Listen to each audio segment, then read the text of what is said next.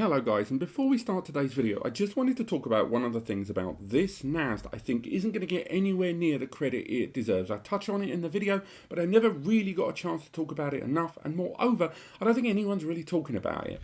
Just how sodding quiet this device is. This is this device with 4 SSDs inside in full operation. And this is our microphone. This is how close these are. This is how quiet this NAS is. And if there's one big takeaway from this video that I want you guys to take on board more than anything else, and I talk a lot about CPU limitations and stuff like that, I want you to think about just how quiet this NAS is. And every single one of you that have ever watched one of these videos where you owned a NAS with the hard drives sitting there in the background, clinking and clunking and all the multiple fans, and think once again about just how quiet this thing is.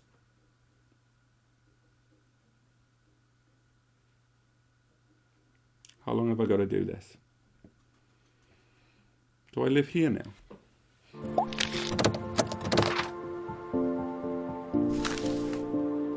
Hello and welcome back, and that is right. Today we are talking about something a little bit special. Today we are talking about the TBS-454. This is special for a few different reasons. I talked a lot about QNAP NAS on this channel over the years, but this one has really changed a lot of presets about the brand, notwithstanding the fact that it is the very first 64 series NAS from them. For those that aren't aware, every couple of years, maybe 2 to 2.5 years, most brands tend to refresh their ranges. And again, a lot of this to do with like manufacturers like Intel refreshing their ranges. We're going to talk about that in a bit. And all the different NAS brands out there generally refresh and re-release their devices into a new product series every 2 to 2.5 years. And the 64 series is their latest generation. It's going to be the newest of all the different ranges for prosumer and SMB. So we're talking the 51 series to 53, all of that. Pretty much the beginning of next year, maybe towards the middle, if we're lucky, the way things are starting to crop up around the place. And this is the very first one that has been announced, the TBS-464, an incredibly niche device for, and this is the second reason why it's interesting, I've done some checking, I've looked around, and if you disagree or you can prove me wrong, please in the comments. This, from what I can see, is the world's first desktop NVMe focused NAS. This is the very first one that I've ever seen. It takes advantage of 4 M2 NVMe slots internally. It's Intel powered as well. And ultimately, it does everything that all the other NASs do, but it takes advantage of NVMe slots inside. So traditional hard drives or SATA-based SSDs, they will give you something like maybe at the very top end 200 megabytes per second to 500 megabytes per second. However, when it comes to NVMe SSDs, like the ones we're going to be testing in this and a future video, these SSDs can put out thousands of megabytes per second, although in the case of this device there are some caveats worth touching on there. And again, I know this intro has gone on for a couple of minutes there, but it's important that we understand and look at this thing in context, because is it perfect? No. I'm going to talk a lot about this device. I'm going to talk about what I like. I am also going to talk about things that I don't like, and I can also talk about why QNAP have made certain choices in this system that some of us are not going to be overly keen on. But overall, I think it's a damn fine NAS, and it's an incredibly strong entry into that 64 series. So let's get straight into it. So this is the TBS-464. It knocks around for about £500. Again, that's their RRP. But I think a device like this, because it's so fantastically niche, I would not be surprised if that price is incredibly flexible. And by flexible, I mean a lot more affordable. It features an Intel Celeron processor internally, and this is the first of that product series, and by product series I mean the 64 series, that's going to arrive with the new Intel Celeron for NAS. Now, for those that aren't aware, I say Celeron, there you go, I said both of them for you. When it comes to NASs to fit within a certain price bracket, so a lot of the time when we see these releases on network attached storage, a lot of the time someone will look at a NAS that's £200 and go, oh, it needs 10 GBE. Now, it can't have 10 GBE for several reasons. One, because that would max the price up. You can't just lump on 10 GBE and keep the price point. The price would have to go up, and it would affect all the other devices in the product family from that particular brand. Now, of course, we're consumers. Who cares? Get lost. I want my goods. The second limitation, however, is that a lot of that architecture to keep within that affordable framework and within each of the brackets of the 100, 200, 400, 600, etc. These CPUs, more than anything, are the overall limiter. Now, this is to do with something known as PCI lanes of the CPU and the chipset. Now, not to be confused, although there of course is crossover with those big slots that you see there on your motherboard, the PCIe lanes, these PCIe of the CPU and the chipset, these define just how much stuff this CPU can do. So you know when they talk about memory limitations and stuff like that, this is a little bit linked into that.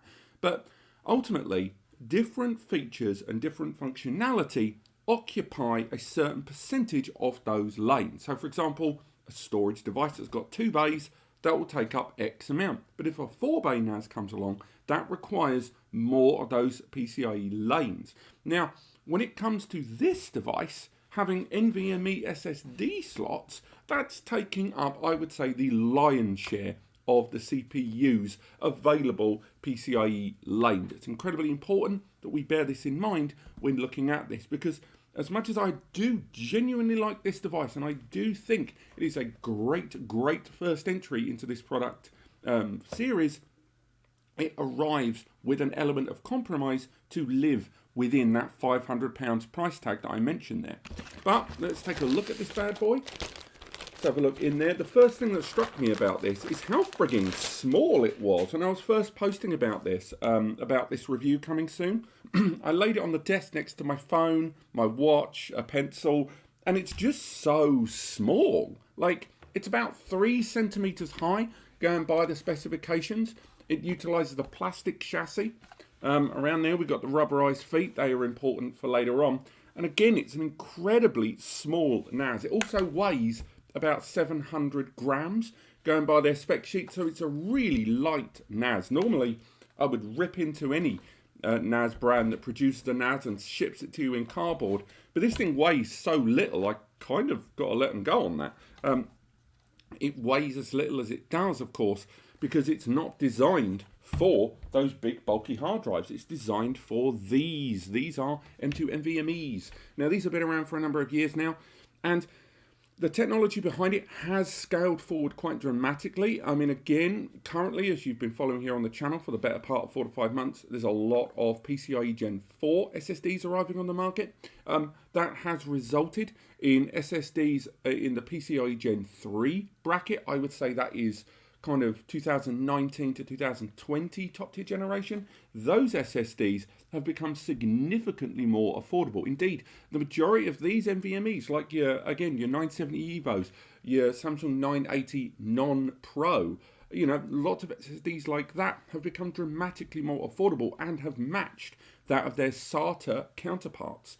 The other beautiful thing is storage abilities of these SSDs, even at this tiny size, have become dramatically better, not just because of QLC NAND, but also the technique to be able to read all that data from multiple chips on either side of these and improved durability on these drives have made them significantly more suitable for network attached storage use.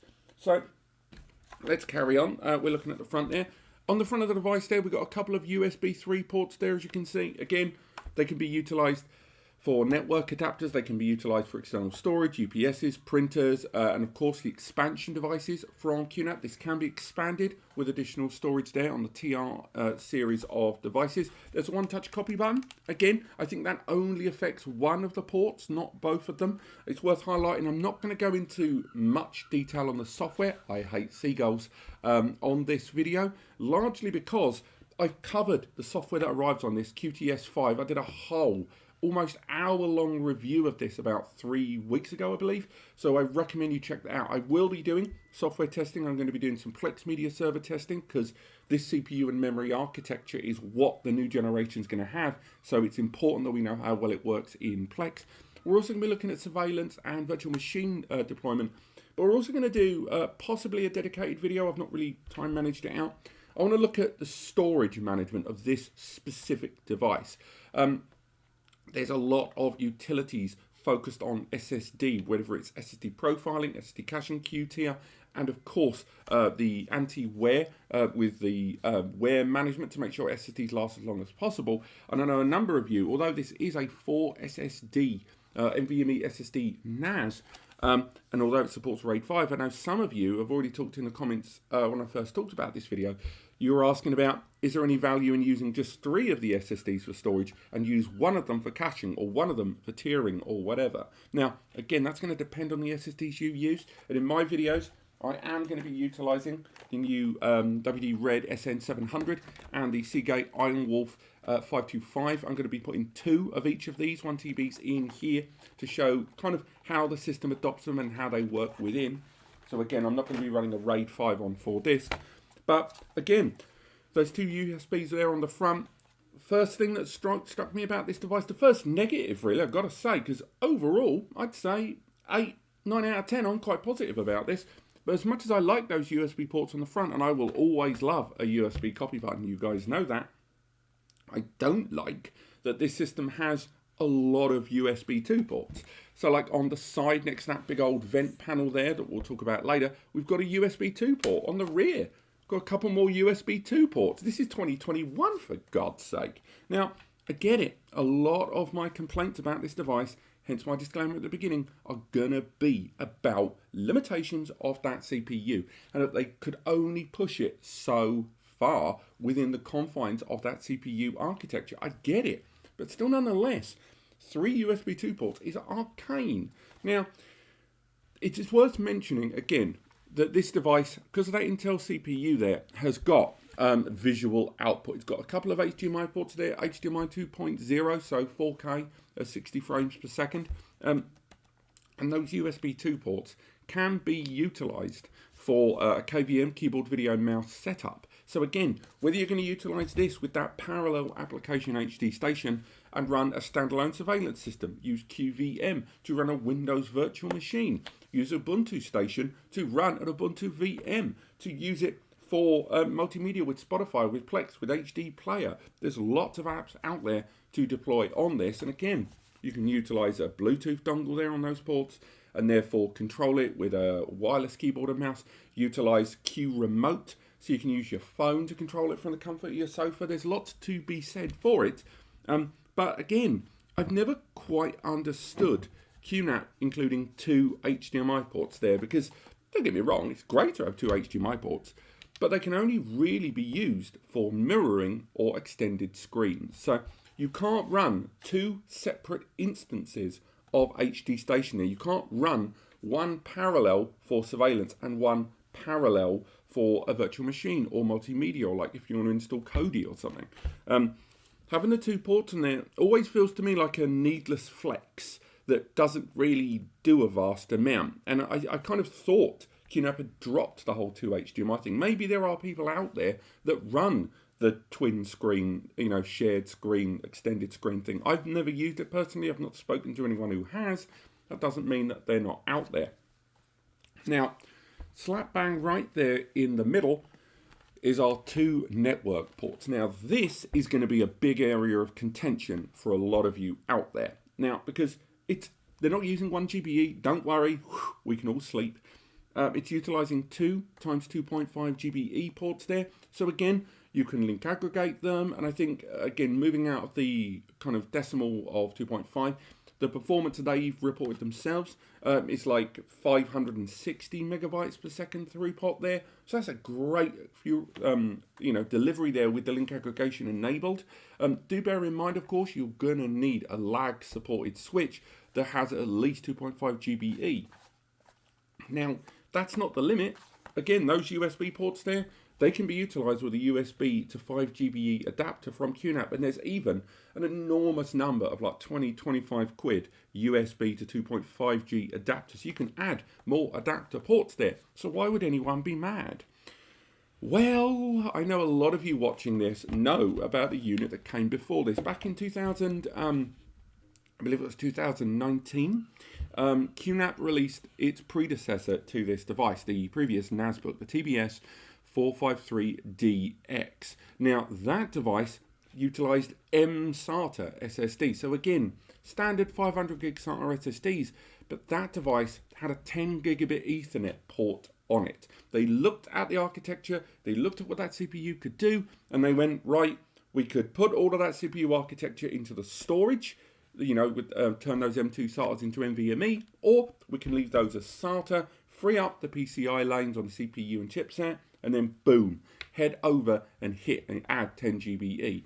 Now, nearly everyone that watched that video on that TBS all complained that it had M2 SATA. Every single person that watched that, nearly everyone went, well, it's great and that, and it's got 10 GBE, but who uses SATA M2s these days? And QNAP clearly listened and developed this.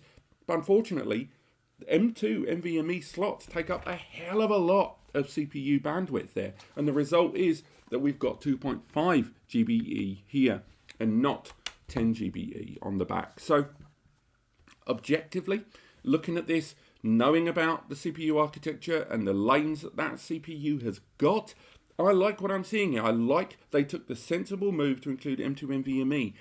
But I know a number of you still aren't on board with 2.5 GBE, despite Wi-Fi 6 growing and growing and growing, and lots of those routers arriving with 2.5 GBE, with more 2.5 GBE switches on the market. And I know everyone gets really annoyed when I say E on the end of that, but I'm still going to keep saying it. But I know a number of people are just not on board with 2.5 GBE, considering it a stopgap. I'm really sorry to tell you, it's not a stopgap. It's been around now for like 3 years. It's not going anywhere. And unfortunately, 10 GBE is not as mainstream as we all hoped it would be in 2021 and 2022. Now, if we look at the inside of this device, to get inside, you have to remove the rubberized feet here on the base. And under those rubberized feet, we find the screw holes there. Now, just before I remove the base of this device, I just want to talk a little bit about ventilation, because this device also needs to consider ventilation more than any other NAS. It's a very, very quiet NAS when in operation. We did a quick boot up during our written review of this when we were taking some of the images of it, and it's very quiet, but a lot of the time the internal fan is never off. The reason is that the SSDs inside, NVMe's get hot. The NAND and the memory and that, they can get a bit warm, they work better, but the controller, the little brains there on that SSD, that can't afford to get too hot, otherwise it will throttle its own performance. Now, there is a bit later on in this video where you'll say, let it throttle, and there's a reason for that, but I'll get to that later on. But these vent holes on the side here, one of them is pulling air in, and the other one is pushing air out. For those of you that have watched my videos on the PS5, where I've done a lot of the internal cooling and temp tests, you'll know that this is kind of more colloquially known as a negative pressure. It's when the fan inside is pulling air in one way and pushing it out the other. It's becoming far more common practice for keeping things, particularly with NAND and flash level storage, as cool as possible. And this system, I've got to say, is one of the best internal architecture NASs I've seen from the brand in a while. But for now, let's get these screws off the base here and have a little look inside. Okay, so let's get the base of this unit off. As you can see, it comes off. There's a big thermal panel there, and again, taking advantage of kind of that thermal padding there on the top, because over that area is our SSDs. As you can see there, that base, let's get that light just about right there. We've got our 4 M2 NVMe slots inside there. We've got that fan with that dual air being pulled in and out there. And at the top, a very, very large CPU heatsink there, directly in the airflow line as the air escapes the side of the chassis. Now, a few things straight away. So we're going to install a couple of SSDs. I'm going to show you how easy it is in a moment. But before we do that, I want to talk about some of the accessory kit there, because I think it's important to understand that, you know, QNAP have taken the time on this device to do things properly. So inside the accessory box, you've got the usual thing, the instructions, the warranty. It's got 2 years of warranty. I'm a little bummed out by that. I kind of hoped it would be 3. You've also got your PSUs, an external PSU there, so 65 watt. You've got your CAT cable, a CAT 5e, but it's 2.5 GBE, that's fine. But what you also have is a giant bag of thermal pads, so 12 in there, and all of your heat sinks. Now, Each of these heatsinks is pretty good quality, I've got to say. It's a lovely dense heatsink there that covers the full length of a 2280 length SSD inside there. And each thermal pad there is pretty thick. It's the slightly putty, silicone type feeling one there. So again, you don't feel like they've cheaped out on that. And remember, this heatsink and those pads aren't designed to cool the SSD down so much as to draw out, dissipate the heat from that SSD inside when it's installed on top, dissipate the heat, have all of the heat inside the heatsink here, and then the air is being pulled through the side of the system and over that heatsink, cooling the heatsink, withdrawing that heat. So again, lovely bit of design flow there, and also look at the closed enclosure system there. This isn't like an open rig. They've clearly designed it to have these quadrants and controlled airflow throughout the system. Now, if I install a couple of SSDs here, so again, I'm going to install one WD and one Seagate SSD here. The reason I'm going to do that, and again, when I do the video, I'm going to do two RAID 1s, is I think both of these NAS SSDs, their latest generations, if we start with the WD Red, their 1TB is a single-sided SSD. Okay, so we've got two 512 gig slots in there. So again, you don't have to use a thermal pad on the bottom because again, there's nothing on there. But even in the cases where you have a double-sided SSD, it's that controller that's the priority. So if you do want to put a thermal pad, get your SSD, deploy it into the slot. So as you can see there, it goes straight inside. And again, lever it down. There's a little clip. And boom, that's how quick it is to install that SSD. Now, again, with regard to the thermal pads, remove one of those. You get your thermal pad like that. You lay it on top of your SSD, making sure it covers it completely. And then you peel off the little bit of plastic. So there's your thermal there. And then finally, heatsink, and just plop it on.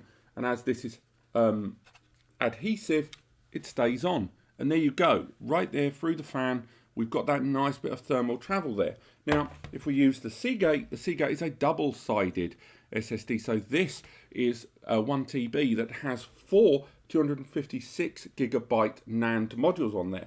So again, we slot that in just like we did before, but this time what we can do is put the thermal pad underneath if we choose. I'm not going to do that, but you do have that option. So again, slotting it in straight away, popping down the slot on the top, applying our thermal pad, peeling it off, heatsink, bang.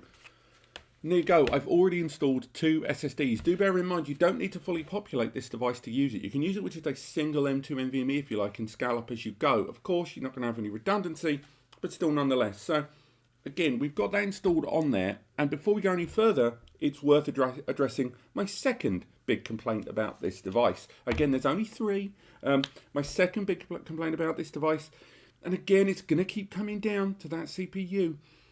This system only has PCIe Gen 3 times 2 M2 slots there. So, for those that aren't aware, SSDs like these ones, again, the Iron Wolf 525 and the WD Red SN700, these take advantage of a Gen 4 slot. Now, a times 4 slot. So the Seagate is Gen 4 times 4, and WD Red is Gen 3 times 4. Every Gen 1, 2, 3, and 4 has a certain performance level. So Gen 1 is 250 megabytes per second, Gen 2 is 500, Gen 3 is 1000, and Gen 4 is 2000. The times number on the other side basically multiplies that number, and that gives you some idea of the maximum possible bandwidth on that lane. It doesn't tell you that the SSD is going to perform that full bandwidth and saturate it, but it tells you it's going to work in those confines. So in the case of this Seagate drive, this has Gen 3 settings, 3,400 megabytes per second throughput. And again, that's a Gen 3 connection. If you're using a Gen 4, you can hit 5,000. In the case of the WD, that can hit pretty much the same thing. I think 3,400 or 3,350. And this SSD, again, goes inside there and it will be seen. But because of the CPU PCIe lanes that are being spread across this device to maintain it and keep it within that price point with that Celeron processor. The result is that these, to have 4 slots in there, they've got to be Gen 3 times 2, which means each one of those lanes cannot surpass 2000 megabytes per second each. So yes, it's still a lot of bandwidth, and once you factor in a RAID, mwah, but just remember that those ports there are not full PCIe Gen 3 times 4, and also bear in mind you're not going to get that performance externally. A number of you are already thinking that, I'm sure. All this performance benefit is going to be internal, so make sure you bear that in mind and don't think you're going to get a NAS that suddenly can shoot out 4000 megs. Another thing about this device, we've talked about that CPU. Let's talk a little bit about that CPU and the memory inside. So it utilizes the Celeron N5105 or the N5095. Now, a lot of you, including myself, let's be honest, when we first saw the specifications, were like, what? Which one is it? Again, much like many industries affected by the pandemic, things have changed in terms of CPU, and in terms of Intel as well. They have gone through all manner of stuff, from semiconductor shortages, again, to the pandemic, to droughts in Taiwan, all kinds of changes. And effectively, the run and refresh rate of the Intel Celeron series is nowhere near as regular and refined as it was before. To put that into perspective, when you look at Intel Celeron processors, they generally get refreshed every 2 to 2.5 years, and a new revision of each family comes out. Each revision being slightly faster, more efficient, a better TDP, just a better clock speed, and generally better overall. They refreshed that particular family 3 to 4 times in that same period, where normally they would have left it well alone, with different revisions and different builds. Consequently, for the next year or two, a lot of NAS devices aren't going to arrive with their spec sheet saying 1 CPU. It's going to list 2, 3, or maybe even 4 because of the diversity. Now, this won't last forever. Soon, NAS, and by soon I do mean within a year, NAS brands are going to move on to the J6000 series, like the J6412. But right now, because that is incredibly new, I think that was first quarter or second quarter of 2021, everyone's still going to be using this N5000 series Celeron processor in that prosumer SMB bracket of NAS. And the result is that this CPU, when you do buy a NAS, you're going to have this urge inside you, the I want value for money, will want to know which CPU you're getting in case one is better than the other. Now, if you go on CPU benchmark, yes, there are tiny differences of power efficiency between these CPUs. There's a little bit of difference as well in decode, encode, but nothing of significance. So don't fret if you are looking at any of the new, and this doesn't just apply to QNAP either, this applies to Synology, everyone. Don't fret over which gen of that N5000 series CPU you get, because as it stands right now, from what we've seen, the difference is so small, it makes little to no difference. So again, whichever one you get, and of course we're going to check which one we get during the software tech of this, but bear that in mind. So that CPU is a quad-core 2.0 gigahertz processor that can be burst up to an impressive 2.9 on each core there when needed, turbo. It also has embedded graphics, UHD 600, which is always good to see. And again, the Plex testing on this is going to be really important, because that Plex testing is kind of going to be the benchmark for the rest of a lot of NASes. Again, not just from QNAP, for how they perform as a Plex media server. It also, and this is my third gripe with this device, this arrives with 8 gig of DDR4 memory inside. So on the face of it, what the hell are you complaining about, Andrew? For God's sake, it's 8 gig of memory at a prosumer SMB price point. They never include 8 gig. They give you 2 or 4 bare minimum. And you're right, 8 gig is great to see. And particularly when you're going to be using that kind of high frequency bandwidth media, French, chef's kiss. But you can't go higher than that. If you can see very carefully, and I have photos of this on the blog, you can see 4 chips just there. The memory for this device is soldered on. This doesn't have a SODIMM slot. The memory is soldered directly onto the board, I'm sure for reasons of efficiency, but the result is that you can't upgrade the memory.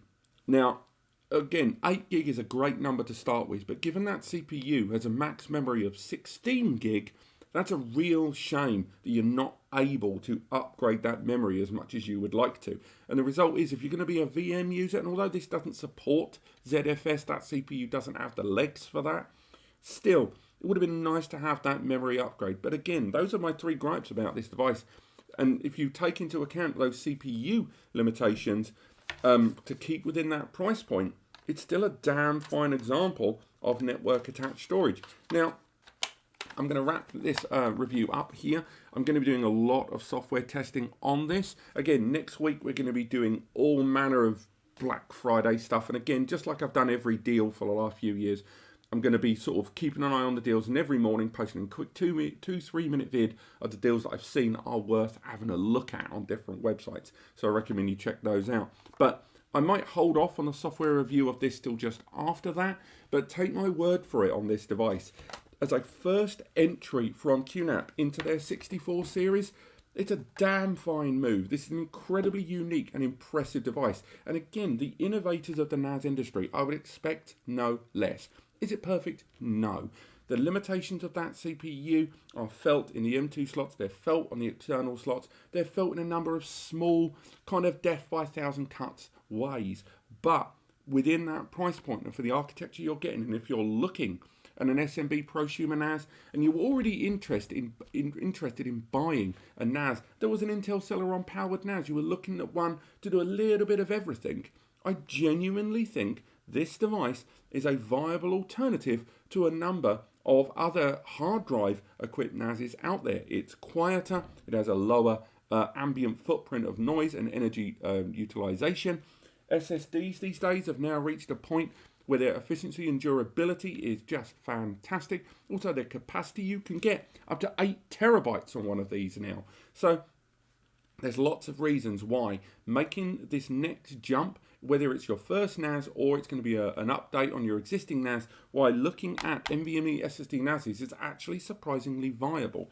And also, this is damn portable as well. I can imagine a scenario where I would take this to a trade show, or if I'm going to be at an event for a few days, I would probably pack this in my bag and then direct connect to it, either with 2 5GBE USB adapters via the USB ports, or directly point to point via the LAN, and utilize this for editing. It weighs so little, and if you already look at NVMe SSD RAID DAS boxes, as fast as they can be, they're not going to be as overwhelmingly useful in a myriad of other ways as this. And that's why, overall, despite my gripes, I really like this device. But do stay tuned for all of the software coverage and all of the testing that we're going to be doing in the next week or so, where we look at the different features and how a lot of the most popular applications run on this device. So don't run to the shops yet. Find out more about it, and then we'll talk a little bit more, as well as finding out what else the 64 series has to offer. Do check out the review over at NAS Compares, linked in the description. Check that out. There's a lot more photos, a lot more breakdown of the specs, what they can and cannot do. And of course, if you do need any free advice, be it for networking, data storage, or whatever, maybe that rash, then go into the description and use the link over to the free advice section over at NAS Compares. Genuinely free, it's made by 2 humans, me and Eddie the web guy. We don't do anything with your email. There's a couple of donate buttons, use them, ignore them, it's up to you. Might take us an extra day to answer your email. We're 2 humans with lives, but we answer everyone. Thank you so much for watching, and I will see you next time.